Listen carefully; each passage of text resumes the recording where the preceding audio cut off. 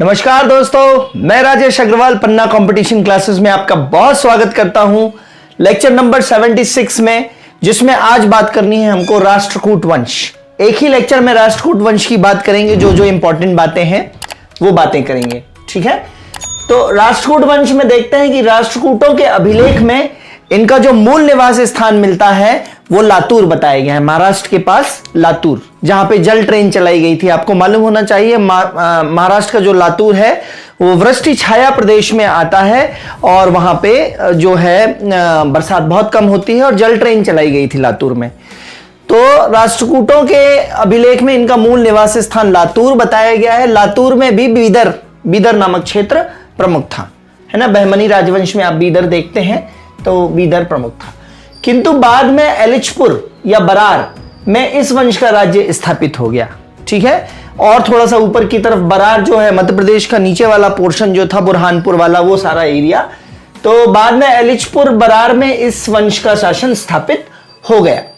राष्ट्रकूट बादामी के चालुक्यों के सामंत थे। बादामी के चालुक्यों के सामंत थे। स्क्रीनशॉट ले लीजिए दोस्तों, एनलार्ज करके फिर आप पूरे नोट्स बना सकते हैं। इत्मीनान से एक बार पढ़ लीजिए, हमेशा के लिए फुर्सत। तो राष्ट्रकूट जो हैं वो बादामी के चालुक्यों के सामंत थे। पहले वाले लेक्चर्स में मैं आपको एक कोडिंग बता चुका हूं, कचारा कल्याणी।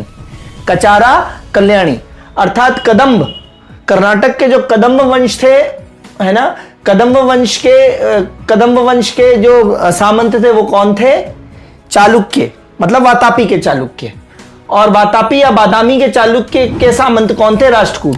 तो जो सामंत हुआ करते थे वो अपने राजा को हरा देते थे। राजा जैसी कमजोर पड़ता था तो सामंत हावी हो जाता था, तो और सामंत अगले राजा होते थे जनरली। तो कदंबों के सामंत थे चालुक्य, अर्थात बादामी के चालुक्य जो मूल चालुक्य हैं। बादामी के चालुक्यों के सामंत कौन है? जो अपन पढ़ रहे हैं, राष्ट्रकूट। रा से मतलब राष्ट्रकूट। और राष्ट्रकूटों के सामंत कौन होंगे? कल्याणी के चालुक्य, जो कि लास्ट लाइन में मैं बताऊंगा आपको। कल्याणी के चालुक्य राजा तैलभ तृतीय ने राष्ट्रकूट को हराकर कल्याणी के चालुक्यों की स्थापना की। तो राष्ट्रकूटों के सामंत कौन रहेंगे? कल्याणी के चालुक्य, और इन्हीं को राष्ट्रकूटों को हरा के कल्याणी का चालुक्य वंश आएगा। तो कोड बहुत इंपॉर्टेंट है, कचारा कल्याणी। कचारा कल्याणी। सामंत कौन होते थे दोस्तों? तो जैसे आज की डेट में फ्रीलांसर्स होते हैं, कंपनी को अपनी सेवाएं देते हैं, इसी तरीके से उस समय सामंत जो होते थे वो बहुत बड़े आदमी होते थे, जिनके पास धन बल, बाहुबल बहुत होता था, और राजा को जरूरत पड़ने पर ये धन भी उपलब्ध कराते थे, अपनी सेना, अपने आदमी, अपने गुंडे भी उपलब्ध कराते थे, इस तरीके से बोल सकते हैं। तो ये फ्रीलांसिंग सेवाएं देते थे राजा को जब जरूरत पड़ती थी, और बहुत बड़े पैमाने पर सेवाएं देते थे। और जब राजा इनको चुका नहीं पाता था तो यही सामंत फिर राजा पे हावी हो जाते थे और अपना राज्य स्थापित कर लेते थे। तो सामंत का कंसेप्ट समझ में आया? ये था।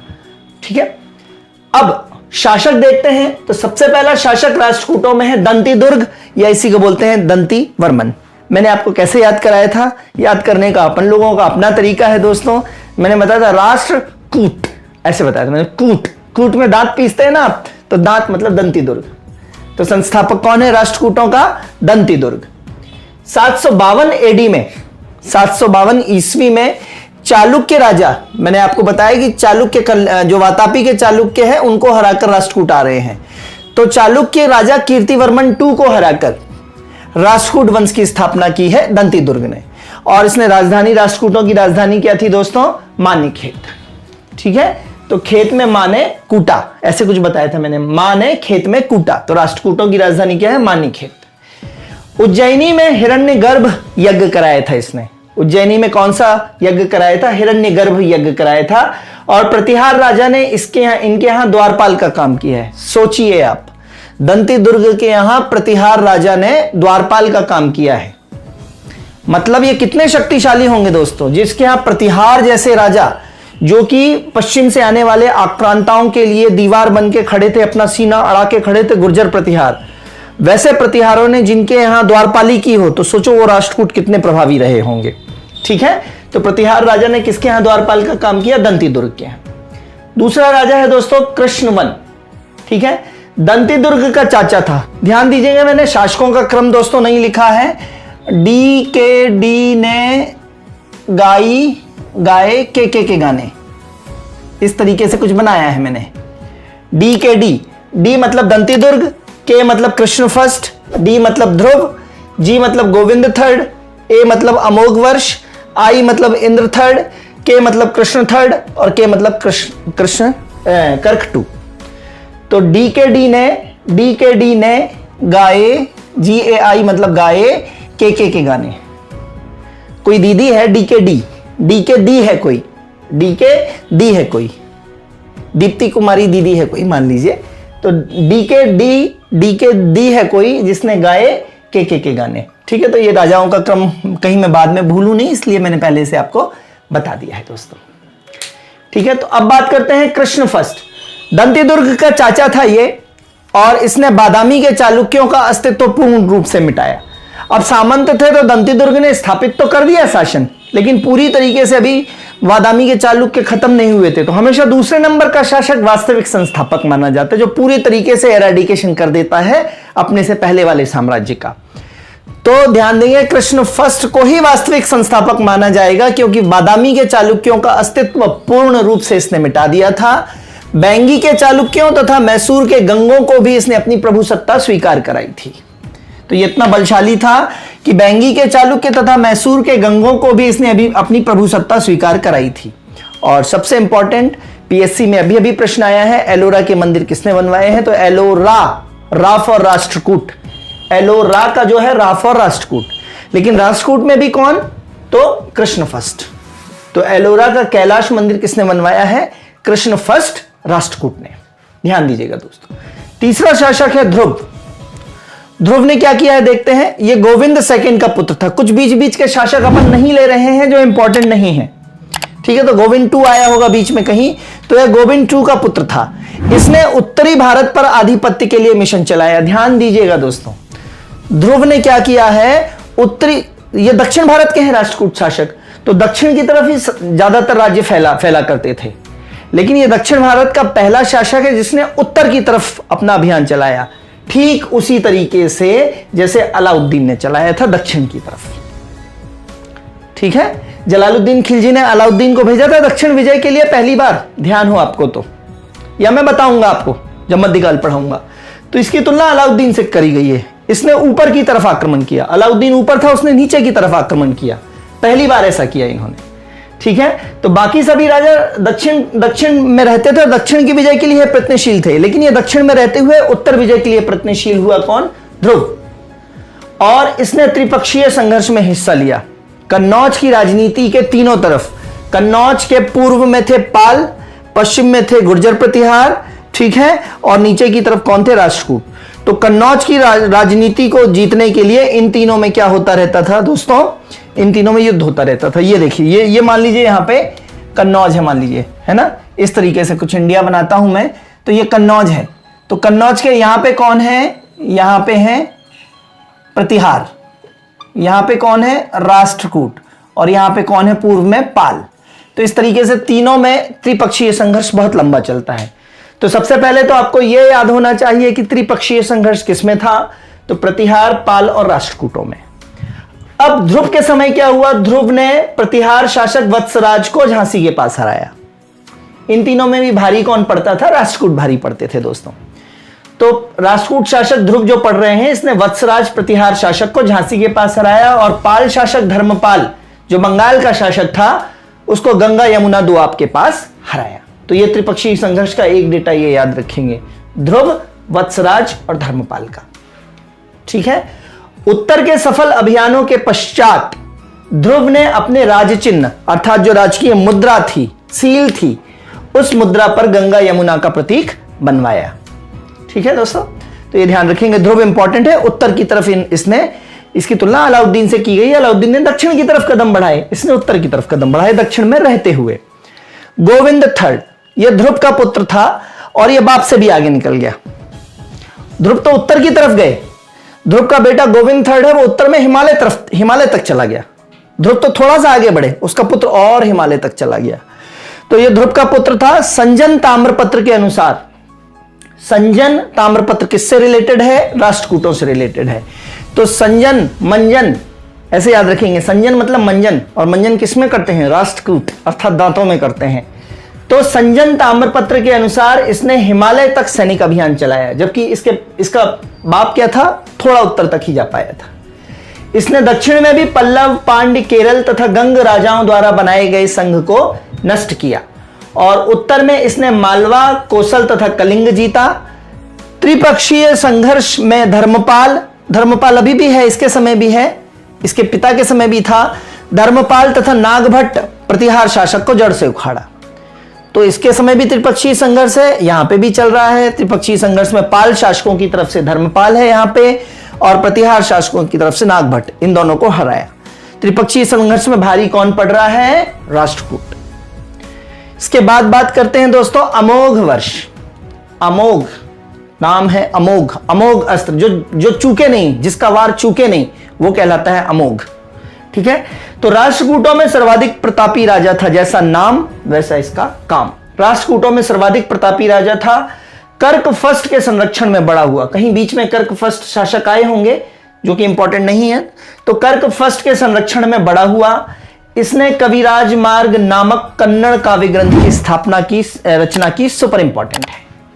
अमोघ वर्ष ने किसकी स्थापना की? कन्नड़ काव्य ग्रंथ कविराज मार्ग। अमोघ वर्ष ने किसकी रचना की? कविराज मार्ग, कन्नड़ काव्य ग्रंथ। इसके दरबारी विद्वानों में जिनसेन थे, इंपॉर्टेंट है दोस्तों। जिनसेन ने आदि पुराण लिखा है और महावीराचार्य ने लिखा है गणित सार संग्रह। जिनसेन ने क्या लिखा है? आदि पुराण, ठीक है, और महावीराचार्य ने क्या लिखा है? गणित सार संग्रह। ये दो दरबारी विद्वान प्रमुख थे। जैन धर्मावलंबी था ये अमोघ वर्ष, लेकिन लक्ष्मी का परम भक्त था।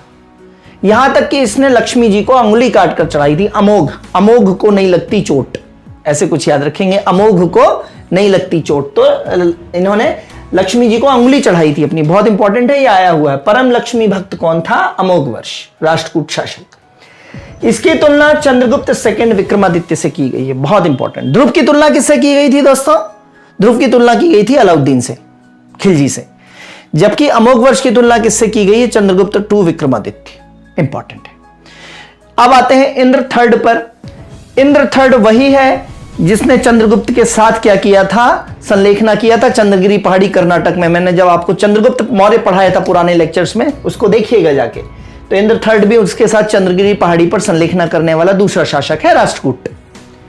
राष्ट्रकूटों में पहला, चंद्रगुप्त के अलावा दूसरा।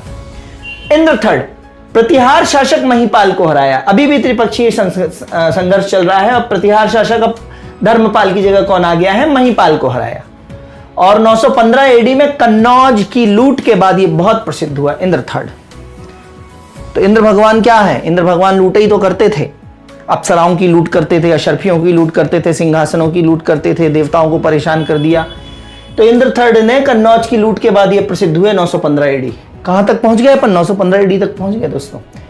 इसके समय अरब यात्री अल मसूदी भारत आया, वेरी वेरी इंपॉर्टेंट। पहला क्वेश्चन, अल मसूदी कहां का यात्री था? अरब यात्री था। किसके समय आया है? इंद्र थर्ड के समय आया है। या अल मसूदी किसके समय आया है? राष्ट्रकूटों के समय। तो अल मसूदी किसके समय आया है? इंद्र थर्ड के समय, ठीक है। तो अल मसूदी जो है इंद्र थर्ड के समय आया।